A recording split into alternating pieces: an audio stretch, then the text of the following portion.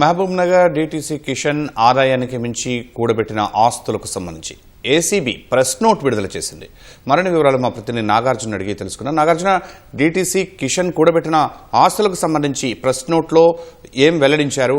200 కోట్ల పైచీలకు ఇంకా ఏమైనా కొత్త విషయాలున్నాయా?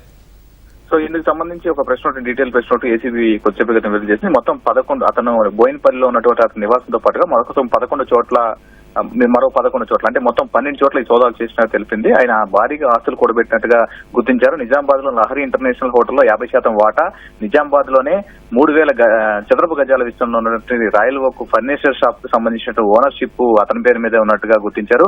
దాంతో పాటుగా నిజామాబాద్ లో అశోక్ టౌన్షిప్ లో 2 ఫ్లాట్లు, నివాసానికి సంబంధించిన ఫ్లాట్లు, సంగారెడ్డి జిల్లా నిజాంపేటలో 31 ఎకరాల వ్యవసాయ భూమి, నిజామాబాద్ మున్సిపాలిటీ పరిధిలో 10 ఎకరాల వాణిజ్య స్థలం గుర్తించారు. దీంతో పాటుగా సంగారెడ్డి జిల్లా నిజాంపేటలోనే 4000 గజాల పాలీ హౌజ్, తర్వాత అతని బ్యాంకు బ్యాలెన్స్ 1.37 కోట్లు ఉన్నట్లుగా గుర్తించారు. బ్యాంకు లాకర్ లో కిలోకు పైగా బంగారాన్ని కూడా గుర్తించారు. దాంతో పాటుగా 2 కార్లు, ఒక ఇన్నోవా అండ్ ఇంకొక హ్యుందాయికి సంబంధించిన కారు గుర్తించారు. మొత్తం 12 చోట్ల ఈ సోదాలు కొనసాగాయి. ఈ రాత్రి సోదాలు మరికొద్ది సేపటితో ముగియనుండగా అతను అరెస్ట్ చేసి రేపు రిమాండ్ తొలగించే అవకాశం మనకు కనిపిస్తుంది. నాగార్జున, ఇవన్నీ అంటే అతని పేరు మీద ఇలా బినామీ సంపాదన ఉందా? బినామీగా ఎవరైనా ఉన్నారా? అంటే ఇంకా ఎవరెవరు వ్యక్తులు అతనికి సహకరించినట్లు మీకు సమాచారం ఉంది?